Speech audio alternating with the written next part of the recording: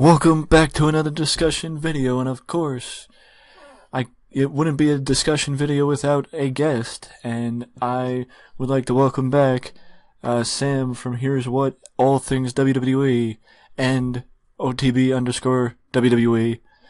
Sam? Hi, it's good to be here.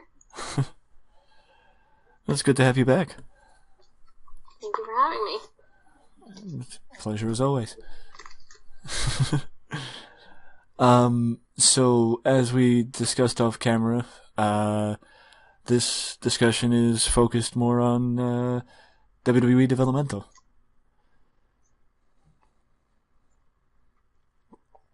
Yes, well, can we even call it developmental? That's like a whole discussion, too. Well, I mean, that's a great place to start. That is actually a good place to start. Yeah. I mean, do you think it's still considered, or do you think, well, not do you think it's still considered, do you think it should still be considered developmental, or do you think it's more a different level than developmental? I feel like NXT, the show, and then their live events are different. Because a lot of times in the live events, you have the newer wrestlers that are still trying to develop their characters, or, you know, the newer people that are signed that don't have a lot of experience. Whereas opposed to on TV, you have pretty much when you're on TV, that means you're ready. Mm. So it's still hard because, yes, I would consider it developmental in that term, but I mean, when you're watching those matches that are on NXT every Wednesday, that's far from developmental. Mm. No, I would agree. I would agree with you in that case. I mean, just think about, you know, how a year ago, Patrick Clark was on the house show circuit, and then suddenly he just shows up as the Velveteen Dream, and his two different characters, you know, two different people. Yeah, it's really different from even 10 years ago when, I mean, obviously there's live events for the main roster, but you would have been thrown right into the thick of things, mm-hmm. where NXT fans are a lot more forgiving, I would say, than main roster fans. Mm-hmm. So, you know, if you don't work out, or, you know, you can work out your kinks on house shows like Patrick Clark did, and clearly officials saw something in him that they wanted to put him on the main show. Whereas if you're, you know, working a Raw main roster, you know, house show, it's a whole other level. We kind of talked about, Dana Brooke in the last video, not being ready to be up there, and even maybe not even her being on TV, but her working a couple of, you know, live events with some of those girls probably would have been a better choice than her being called up to the main roster when she was. Yeah, that's, I think, a good example of somebody who was ahead of their time. Not really the way most people use that phrase, but I think Dana Brooke fits that phrase, that she wasn't ready. No, we're through no fault of her own. I mean, come on, if you're being told you're going to be moved to Raw, you going to say no? Yeah, that's true. I mean, but she should have spent more time, and NXT would have been the place for her to do it. That's why it's called developmental in that sense, because, you know, the main roster is not where the... you know, I've seen people argue, well, and I'm not trying to pick on Dana Brooke, I'm just using her as an example. Well, you know, she's new. Okay, but then she shouldn't have been moved up. Yeah. Being on the main roster is not the place for you to be working out, you know, those things. Uh-huh. You need to be ready, which is why there is NXT, because it's getting you ready to go on to Raw or SmackDown. Yeah, no, you're right, and I remember there was a time when people were asking me if Apollo Crews should go back down or a certain lone wolf should go back down. Um, I think even though you may hate him, Corbin found his footing on the main roster. I don't think that Apollo Crews has, though. Yeah. I mean, he's very entertaining, Apollo Crews, with Titus O'Neil, but if you think about him in NXT as opposed to where he is right now on Raw, he probably could have stayed a little longer. I feel like Asuka is the perfect example of somebody who didn't wear out their welcome. I think she stayed for the... Not that Asuka, I mean, you can argue she didn't need NXT, but she did because it built her as Asuka. You know, it built her as who she is. Yeah. And I think without NXT, having her just thrown on the main roster things would have been different. Oh, no, I agree with you. I agree. And I'll just, point out that we're 10 minutes in and I'm pretty sure people are sick and tired of us agreeing, but... Sorry. But, I think that year and a half to 2 years is, as long as they're being used properly, is that, that's where then you need to start thinking about. But then there's some people in NXT, that have been there for 3-4 years, and you're like, okay, you need to be in developmental, and I'm using that term loosely, for that long. I think there's a problem. Yeah, I mean, it's like CJ Parker when he was down there, that maybe he wasn't down there necessarily because he needed to be, but also maybe he was. Yeah, well, and then, look what happened. Yeah, he's one of the top, dare I say, prospects down in New Japan.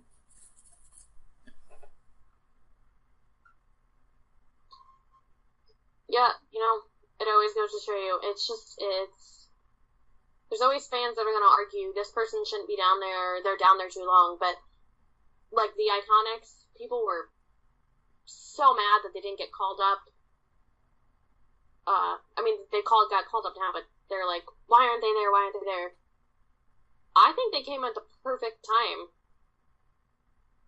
I think they did all they could in NXT, and they moved up. Yeah. A lot of people are mad that Nikki Cross isn't getting called up with Sanity. I think she needs the opportunity to be built on her own in NXT, as they're trying to do now, before she gets moved up to the main roster.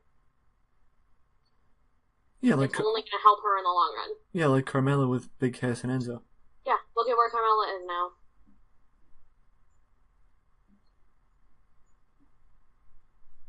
Exactly. But I think that, if you were to go back to, back to the beginning, when WWE first started with their developmentals, and for people who don't know, WWE used to have developmental in a warehouse. Like, they would train the people in a warehouse. In a warehouse that wasn't really that good from the stories I've heard. Like, for example, before Memphis, Kurt Angle was trained in a warehouse. Then he was sent to Memphis, which was WWE's first developmental territory, if you could call it that. You see, these guys are lucky now. Yeah, they have a full facility, an amazing facility. Yeah. To hone whatever they want even before facing a live crowd, really. Yeah. Because then what did it... Then it was OVW?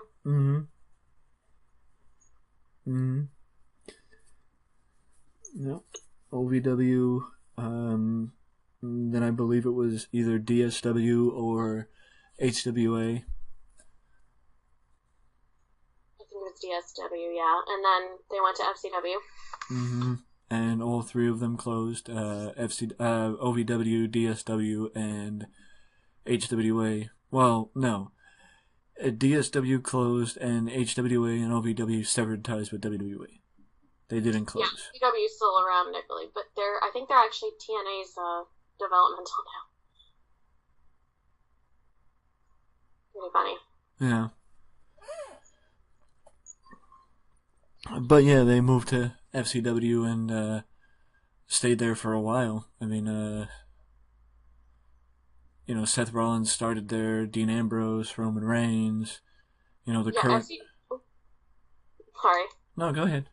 No, FCW was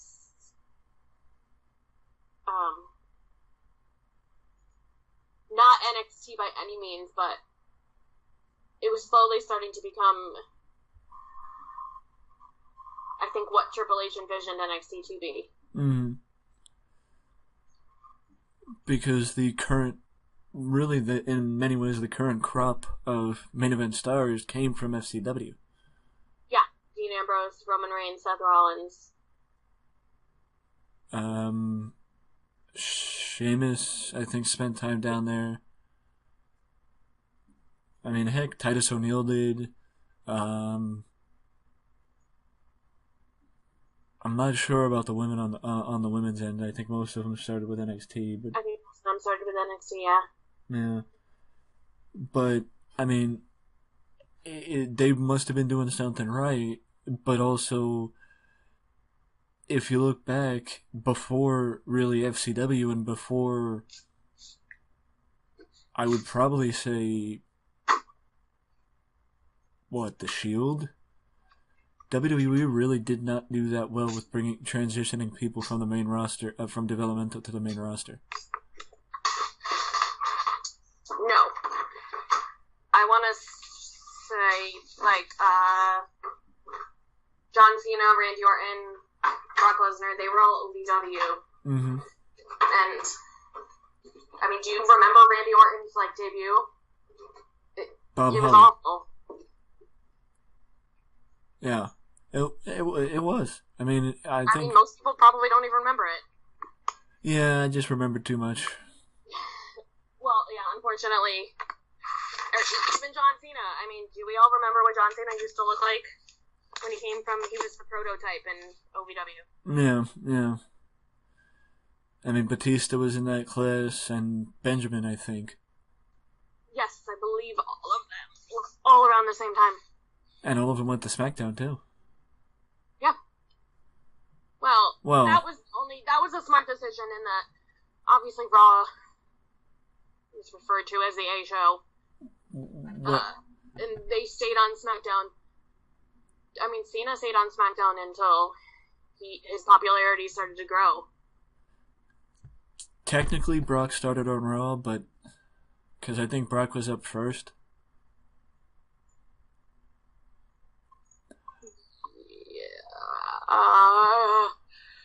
I think so. But the gap between the 2002 Superclass and the next big successful transition, it's hard to piece together who was next other than the Shield, which if you're going to say it was the Shield, I'm pretty sure if memory serves, that means there was a 10-year gap between talent making a successful transition into the main roster. Yeah. Because that was 2012. I can't think of a group of people between that time. Even one person making a successful transition. I mean, you may be able to point to the Nexus, Wade Barrett in particular. Yeah. But Wade Barrett. But even then, that's still 8 years in between. Yeah. That just that was, I think they ended OVW in 08 or 07. And then transitioned fully to FCW in that time. But that just shows, that gap of what the heck was going on in between that time and why they didn't see the value of developmental.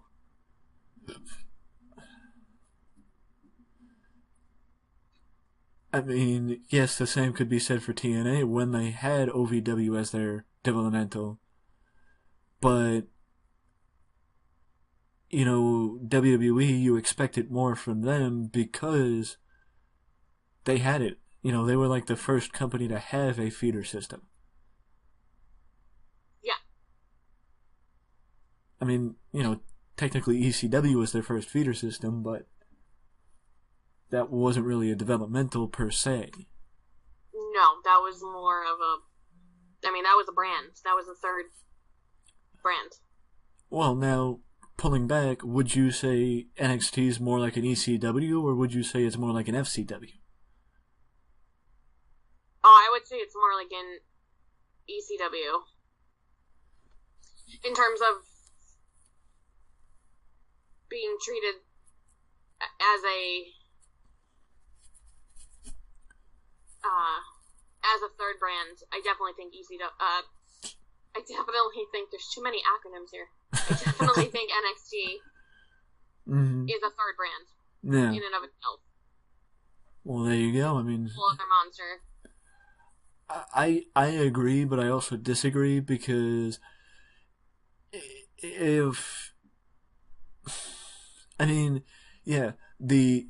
don't get me wrong, the network, the greatest thing that happened in NXT. The greatest thing that happened in WWE developmental because it allowed fans to see the people and get to know the people before they made it to the main roster.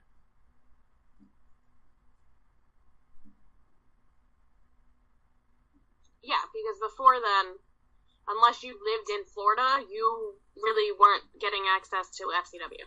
Mm-hmm. Yeah. No, you're right.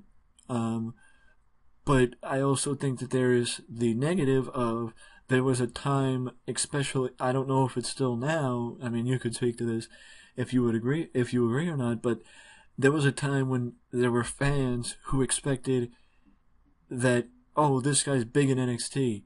Okay, he's going to be big when he makes it to the main roster. No, that's not how it works because most people who watch the main roster show, or not everyone who watched the main roster show would watch NXT. Well, yeah. Well, Bayley is like the perfect example of that. Mm-hmm. Where she was huge. It's hard to argue who the top female superstar in NXT because it was, Bayley, Sasha, Charlotte. But, Bayley was huge in NXT. Everybody was, waiting for her to come to the main roster. She comes to the main roster and she's just a flop. There. I don't want to say flop, but because I completely understand why she got over in NXT, and she's extremely talented. There's no denying that. Oh yeah. But her character is obviously very unique, and it only speaks to a certain group of people. And I don't want to be cynical, but a lot of wrestling fans are they're men. They want wrestling. They don't want what Bayley is giving. And so she's somebody that was a huge success in NXT, but right now she's been on the main roster, 2 years? She hasn't done much. You're not wrong. Her reign lasted 2 months, 3 months maybe, as the women's champion.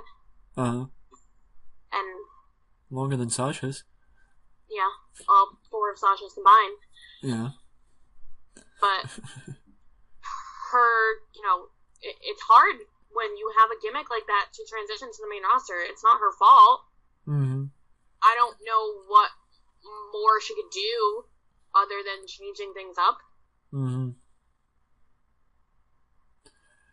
But she's a perfect case of just because you're successful in NXT doesn't mean you're going to make it on the main roster.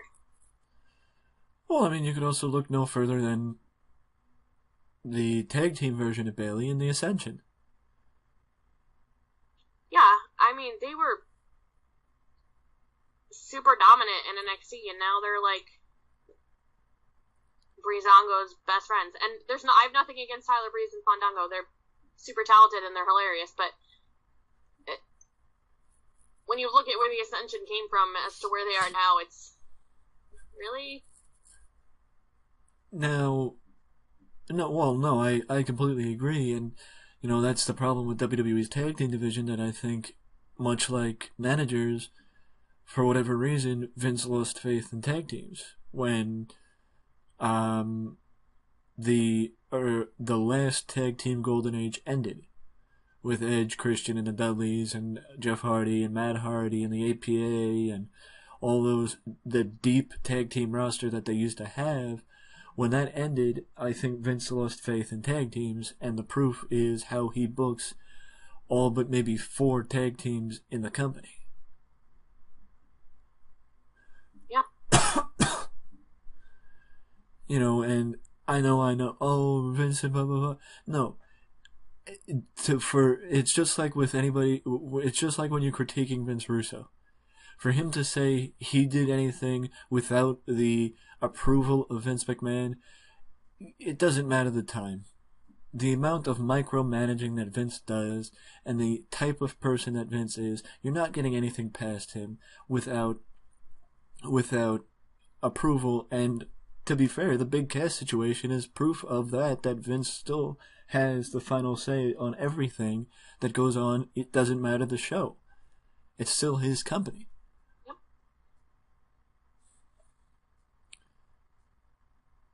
By the way, what is your take on the Big Cass situation?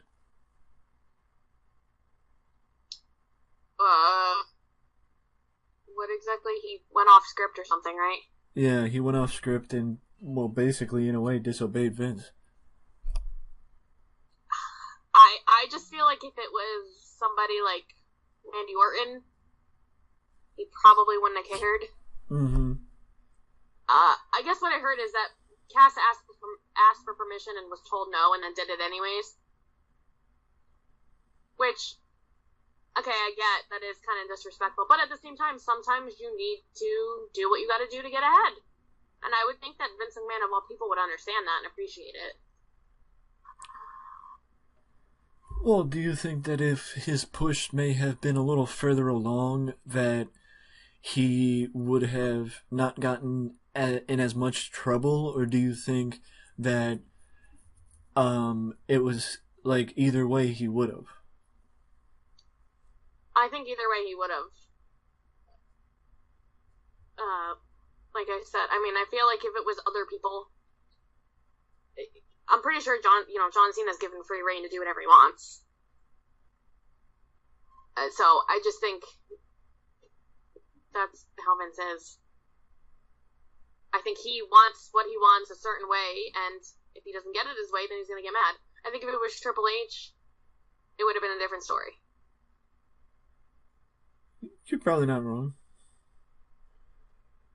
But that may also speak to the fact that most people view, like when they came up specifically, Enzo and Cass, most people viewed them as Hunter's like pet project. And not like a Vince tag team. Like, I would even say Fandango and Tyler Breeze may be a Triple H project, considering, I mean, to speak to the developmental discussion we were having, Johnny Curtis was down in developmental for a ridiculous amount of time. Years. Yeah, poor Johnny Curtis. I mean, he was, I think, if I'm right, he was one of the only people to wrestle for 3 different developmental territories, or 4 different developmental territories. Wait, did he wrestle for NXT too? Yeah, he was on NXT as one of the rookies. So he wrestled for, I think it was DSW, OVW, FCW, and NXT. NXT, yep. I mean, Who could forget though Johnny Curtis when he first uh, was up, and he would do those ridiculous segments with what was it, milk and Dude, crying over spilled milk, yeah. yeah, That one I remember the most, unfortunately. yeah. It seems like I do too, for whatever reason. Damn it, Vince. Hey, it worked. It did. I mean, what, 3 years, 4 years? God. But I mean, to be fair, Conor O'Brien had been down in developmental for probably just as long as Johnny Curtis. Yeah. You're right. You know, I mean, but even though they're in the position they are they as bad a miss as Mojo Rawley? No. Because at least, Fandango, Breezango, and the Ascension, they're entertaining. I mean, what has Mojo Rawley done? He won the Andre the Giant Battle Royal. That's it. Seems like I found another soft spot for you, huh? I don't hate him. He's somebody that was over in NXT and then he got to the main roster and just that's it. Yeah. I don't there's a reason why most people are disappointed when they see Mojo Rawley. I mean, he's just kind of floating there. Yeah. I mean, I kind of wish that maybe Rob Gronkowski would jump into the company and then they could ship Mojo back down to NXT to team with Gronk. You know what? That might work. And then again, he's one of those people, I think without Zack Ryder, he doesn't have anything going for him. Yeah, I agree. I mean, then again, it would be like Kevin Green and Mongo McMichael, but I mean, one cancels the other out, and the sad part is I think Kevin Green had more talent than Steve McMichael, but I think every video we do, I drop some outdated reference. I feel like JBL. Actually, if I was JBL, I'd be going back to the 50s. I wouldn't be going back to the 90s. Yeah. At least somebody might get what you're saying. Yeah. Anybody who's curious, Google it. Kevin Green, ex-football player, wrestled for WCW a couple matches. Same with Mongo. He wrestled back in WCW. Former, I think, Chicago Bears linebacker, Super Bowl champion, etc., etc., etc. That's probably not going to be the last outdated reference one of us make. And we'll just say Google it. That'll be the saying we say when that'll be our saying. Yeah. But it's funny how the misses like a Mojo or Ascension or I don't want to call Breezango a miss, but it's funny how nowadays that's what happens to those guys. But if you go back, Matt Morgan, Brent Albright, Cole Cabana, the Bashrams, Rob Conway, Nick Dinsmore. Yes, fine. Oh, Eugene was his idea. Yeah, but you didn't even give him a chance to be the guy he was in OVW and the legend he became in that company.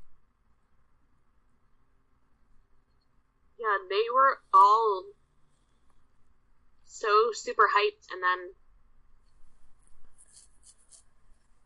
other than Nick Dinsmore, because people will remember him as Eugene. Can you name anything that any of those guys did in that company? I know Matt Morgan went on to be pretty successful in TNA, but I will say, as one of my friends says, Matt Morgan wouldn't have been able to win the world title in a company even if he owned the company? I feel like Matt Morgan, to make a comparison that you probably agree with, Baron Corbin. Yeah, yeah. Very bland, much like Ryback. Just like a power guy with nothing else going for him. Yep. But somebody saw something. Somebody sees something in Baron Corbin. Somebody saw something in Matt Morgan that. Well, yeah, Jim Cornette probably did. I mean, well, in TNA, I know he did, but OVW he did too. I mean, this insert Jim Cornette impression here.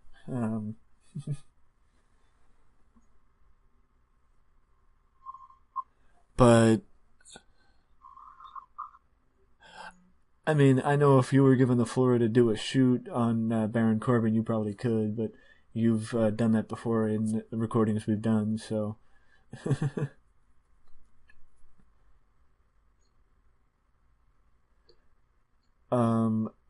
But I mean, I remember a couple weeks ago I forget why, but I did a post on I think Doug Basham, Danny Davis's nephew down in OVW, and how successful and how over he was. He was the top heel in the company.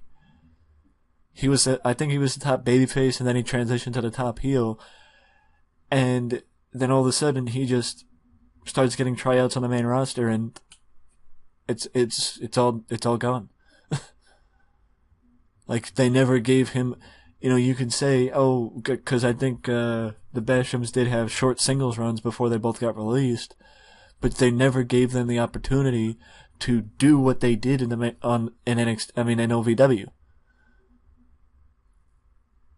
It's why a lot of people don't want their guys like Kenny Omega to come over to WWE, because that's what happens. Like, Finn Balor is by no means a failure, but he's been on the main roster since, granted he was injured 2016, but it's like, look what he did in New Japan as Shinsuke Nakamura. Look what he did in New Japan as compared to what he's doing now. It's like, would those guys have been better staying in NXT? Would they have been better not coming to WWE? I don't know if they just don't know what to do with them, or if it's just something that doesn't translate. Well, I'll just point this out. Two things. The one thing is, Rob Conway, from what I've heard, I think he's like a multiple time. I know he won the NWA World Heavyweight title, and I want to say he's former NWA Tag Team Champions too, but that just shows what he won the NWA World Heavyweight title after leaving WWE. There had to have been something that WWE did not see in him that the NWA did. Yes, the NWA is nothing like it was, but still, you're winning in my opinion, the most prestigious wrestling title in the world just based on lineage of the title. Yeah, well, look at Cody Rhodes. He's the perfect example. You're right. Somebody that WWE didn't, I don't want to say didn't allow to live up to his his potential, but I think they held him back. He didn't want to do Stardust. I get him doing it for a time, but that went on way too long. You're right. I agree. And look at where he is now. And now there's rumors that WWE wants him back, and it's like, well, no. If I was him, I wouldn't do it. I wouldn't do it either. It's funny how Dusty was telling him before Dusty passed that he should leave. But it's also funny, worthwhile noting that at one point WWE did have Kenny Omega. And they released him. They had him on a developmental deal, I believe, in DSW, and they released him. Yep, and look what happened. that's probably the best thing that ever happened to Kenny Omega. I completely agree. Getting released. Losing your job, the best thing that ever happened to you. You know what? Sometimes it is. Probably the same thing with Cody Rhodes. You're probably right. He never would have accomplished what he did had he not... he asked for his release, I believe. Mm-hmm. Had he never been granted his release, he would not have been able to accomplish what he's accomplished. I completely agree with you. I completely agree. He hasn't been gone from WWE for that long. No, you're right. The fact that he's accomplished all of this within less than 2 years. I mean, it speaks to his talent, but it also, the one of the more, I don't want to say tragic aspects of the WWE is the fact that at this point I do believe Wade Barrett is retired from wrestling and is more focused on acting, but does occasionally, from what I've seen, show up in Defiant Wrestling over in the UK, that he was never world champion. There is, no legitimate reason why Wade Barrett should not have held the WWE title. I mean, considering Jinder Mahal held the title. And the fact that Jinder Mahal will go down as, I believe, either the, 100th champion? I know he was a milestone. I think so. On the title history. But it's you see Jinder Mahal. I mean, I understand you wanted to get Jinder because you wanted to get the, Indian market and this and that, but he dropped the title before you went to India. He put over Triple H when you were in the country.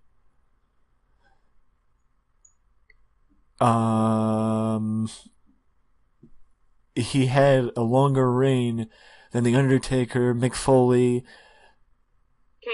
Kane. I wouldn't be surprised if he had a longer reign than Steve Austin. He might have. Even The Rock, I think he might have.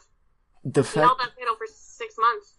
The fact that Jinder Mahal can sit here and say that he held the title longer than some of the greatest talent in WWE history, it's what? Seriously? Yeah.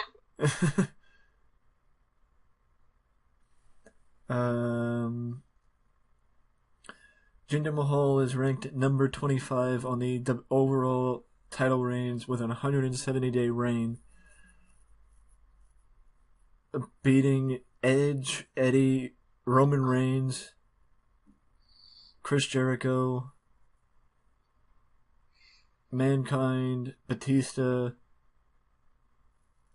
Kane. He did not beat The Undertaker. I was wrong. Well, there's that. And came nowhere near Steve Austin. Well, at least we have that. Yeah. At least we have that is right. At least there's some positivity, if you can find some positivity. But the point is, which by the way, Jinder Mahal did spend some time down in FCW before coming up, but comparing Jinder Mahal to other people that even shared a developmental with him, that never was able to win, that was never able to win a world title, it's crazy to think that they gave him a chance, but they didn't give, people with actual talent an opportunity. Yeah. It's just never something I'm going to understand.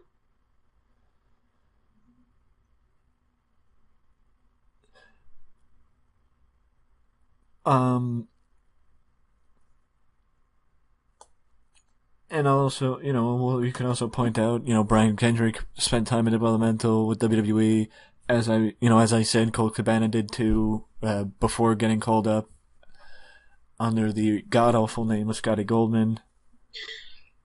Daniel Bryan was down in developmental with WWE before he got let go. I actually think Chris Daniels was down in developmental as well at one point with WWE. I mean, I think half of UPW's roster, Ultimate Pro Wrestling out in California, ended up in WWE developmental when they bought the territory. Because that's where John Cena started. And they wanted the footage. But I mean, it's crazy to think how far the territory has come looking at how NXT is and comparing that back to the old OVW shows and the old DSW shows and the old HWA shows. Like, it's crazy to think how far and how much WWE has invested in the developmental territory and just what it looks like when they actually care. And they actually get how valuable it is to have a developmental. Oh, yeah. I mean, again, we could... FCW, I think, towards the end was beginning to turn into what NXT became, but... I mean, these people are so lucky now to have NXT. Mm-hmm. Because now, I mean, even... when you have, Trish Stratus was signed, she had no experience whatsoever. And look at, I mean, she became, this is without NXT, she became one of the greatest female wrestlers of all time. Yeah. But that's a testament to her trainers who were mm-hmm. some of the best there was. Mm-hmm. But, you can come in with no experience and be turned into a pro wrestler. Yeah. I mean, in NXT, you have, especially for the women, you have Sarah Amato, who's, again, one of the greatest female wrestlers of all time. Like, at your fingertips. It's, Yeah, and you also have, what's her name? Isn't, Sarita still down there, or? Sarah Stock, yeah. Yeah. And, I mean, solid career. You have Lita and Trish on WWE's pay stubs, and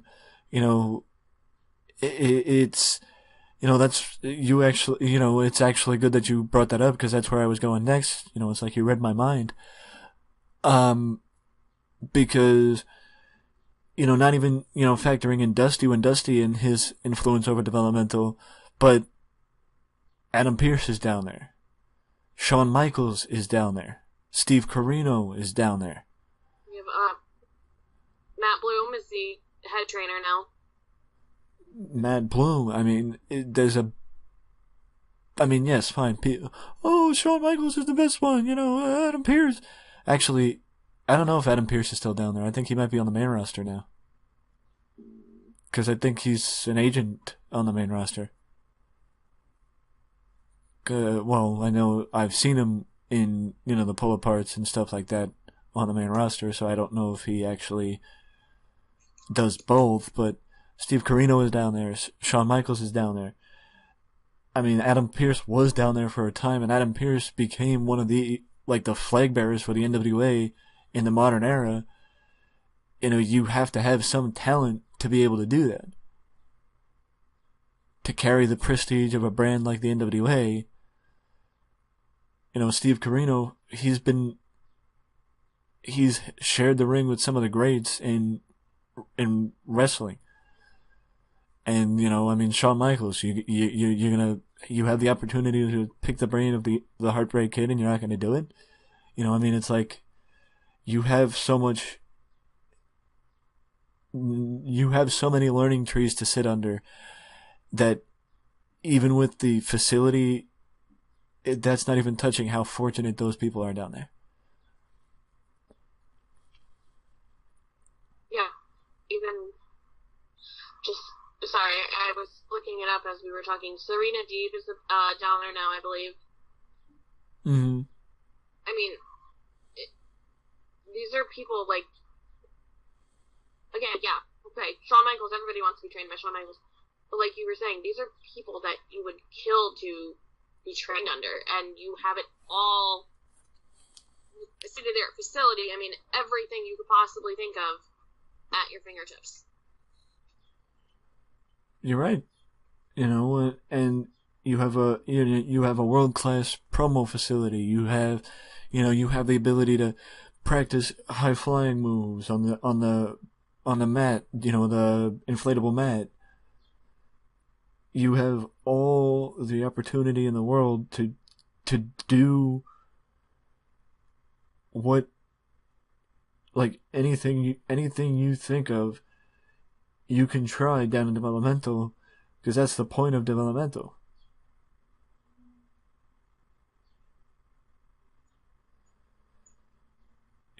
I'll even add to this.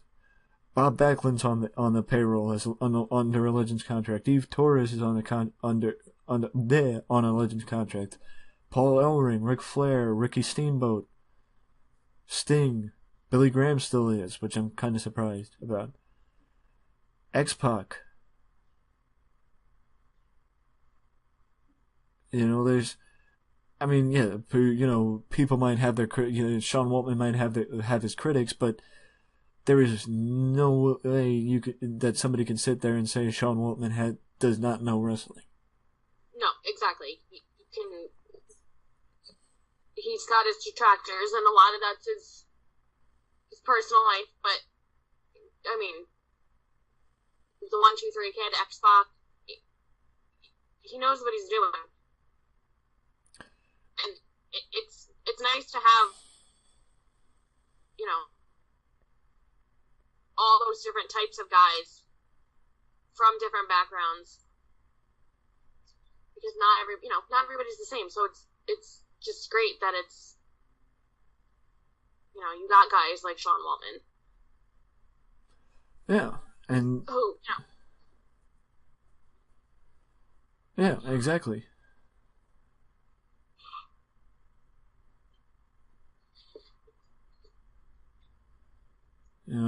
And just to add to it, I mean, Robbie Brookside, he's one of the greatest UK wrestlers of all time, is down in developmental. Gerald Briscoe spends time down in developmental. I mean, Norman Smiley, still there. Norman Smiley's been there forever. Yeah, he's worked with the FCW. That FCW crowd, a lot of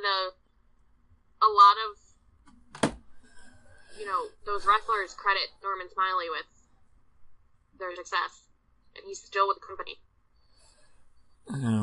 The funny thing is, I wonder if they took him over when they bought out WCW. But the one I had to laugh at was Terry Taylor down there too.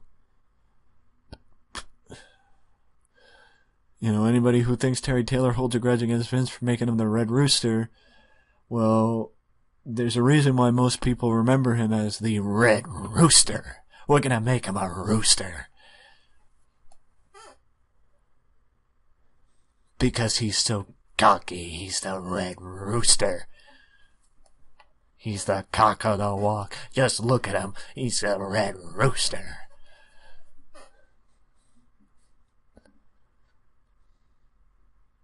I don't know what it is with me, but that was Bruce Pritchard imitating Vince. That was me imitating Bruce Pritchard imitating Vince McMahon.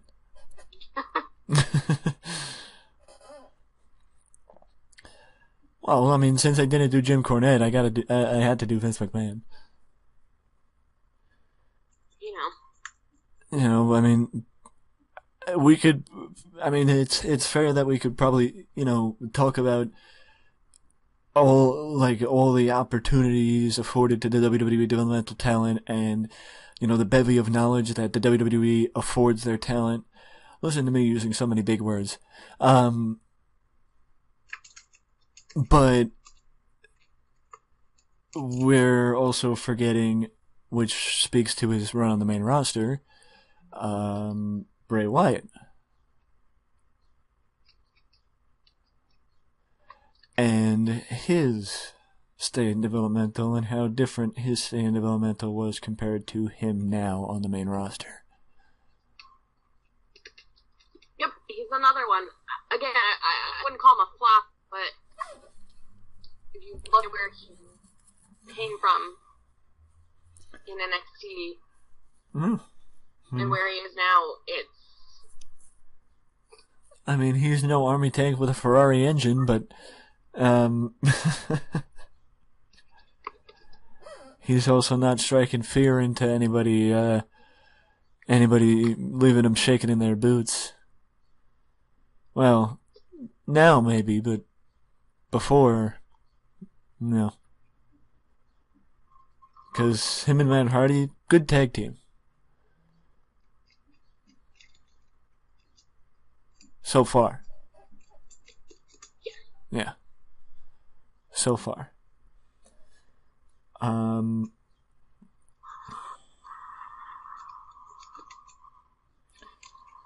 mean, but I guess, one person that you could also point out is a fellow NXT alumni, and I don't mean the developmental, I mean the TV show. Heath Slater. Heath Slater must be doing something right if he's almost been on the main roster for 10 years. Yeah, he outlasted every other member of the Nexus. Yeah, well, yeah. I mean, I guess you don't include Daniel Bryan now, but yeah. Well, yeah. Well, I mean, even though he might be a jobber, and unfortunately Rhino falls into that category as well, which is a waste of Rhino, but he still gets paid to lose. He gets paid to be featured on TV to lose. I mean, he's doing what he loves, and he's getting paid for it, and he's supporting his family. I'm sure he's not complaining about it. Yeah, I mean, he's got kids. Yeah, he's got kids, man, exactly.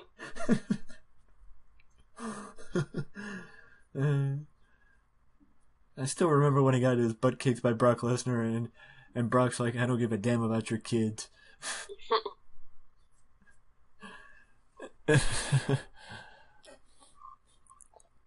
But, I mean, that's the fun of, I guess, looking back at how, well, to speak, actually, before we wrap it up, there is, the thing we have to speak to, and that is what we spoke about before, before we went on the air, as I mentioned, the reason why, what made me think about, doing this discussion, and that is watching last week's episode of NXT, or this past Wednesday's episode of NXT, and just, like, I don't know if you've ever just sat there and listened to the crowd when you were watching.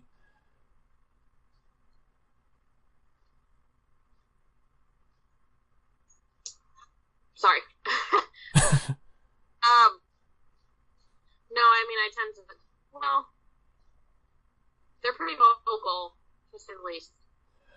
But in the 6 years that NXT's been a thing, which, number one, wow, that's crazy. Yeah. But in this, 5 or 6 years, 2012 or 2013, whenever it was, I've never heard somebody get the type of reaction that Tommaso Ciampa gets from the Full Sail crowd. Yeah, people hate him. I've never heard someone get that type of reaction. It is crazy to think that somebody is as over and as hated as he is, not in developmental where everybody gets cheered and everybody is beloved and everybody, you may get booed a little bit,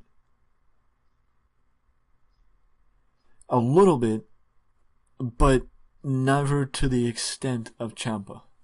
But that just goes to show you the caliber of his talent, because you can get booed in NXT like that. I mean... And it shows Gargano. It shows how much people love Johnny Gargano. Yeah. It's crazy to think, to, bring everything full circle, that people would classify NXT as a developmental, but NXT, the developmental, is having the best feud in wrestling right now. Oh yeah, hands down. With and Gargano. you're right, and that's developmental. Yeah. Did So you what does that tell you? did you do the air quotes too? I did. Not that anybody can see, but I'm air quoting. I was air quoting when I said developmental. I did too, not like anybody can see, but but yeah, I mean, that's the thing. It's crazy to think that WWE's best feud is coming from a developmental. Yep. You know, I mean, it's a classic feud, and it's crazy to think that number one, WWE has now had three 5-star matches in 5 months into 2018. All 3 came from NXT, and 2 came from Johnny Gargano.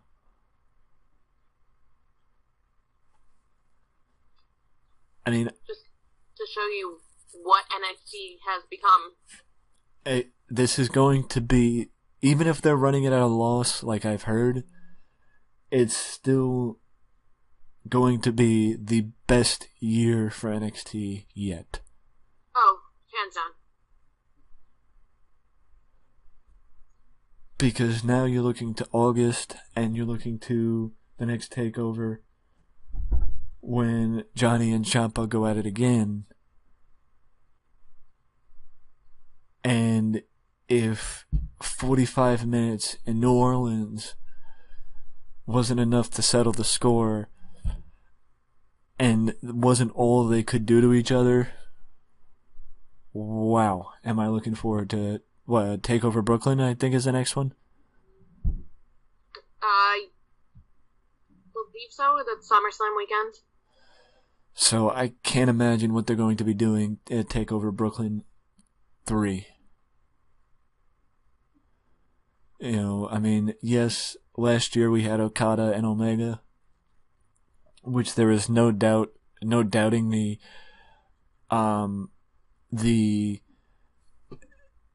standing of that feud, and why people are so excited about Okada and Omega at Dominion in a 2 out of 3 falls 60-minute is 2 out of 3 falls no time limit match.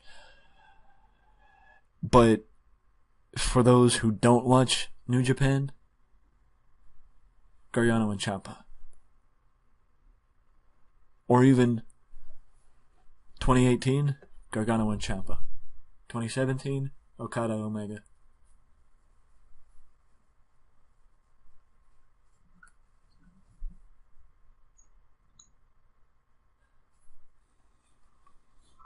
Would you agree? Oh, yes. Sorry. It's okay.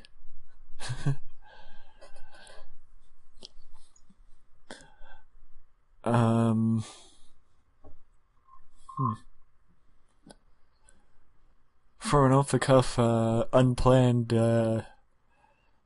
discussion, I think we did pretty good. I'd say so too. Yeah.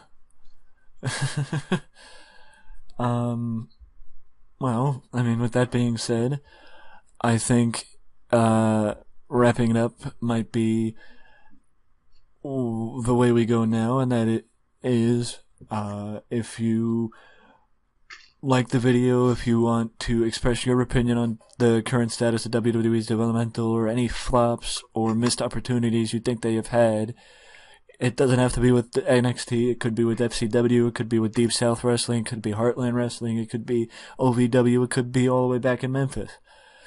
Let us know down in the comment section below. But if you don't want to leave a comment, you can always leave a like. Subscribe to the channel for more content just like this that you can only find right here at Wrestling Express, or at Here's What All Things WWE. And as always, Sam, thank you for joining me. Thank you for having me. And before we go, if you're looking for Sam's channel, it will be in the description. And as always, do not forget to ding down that notification bell to always know when a new video is up on Wrestling Express.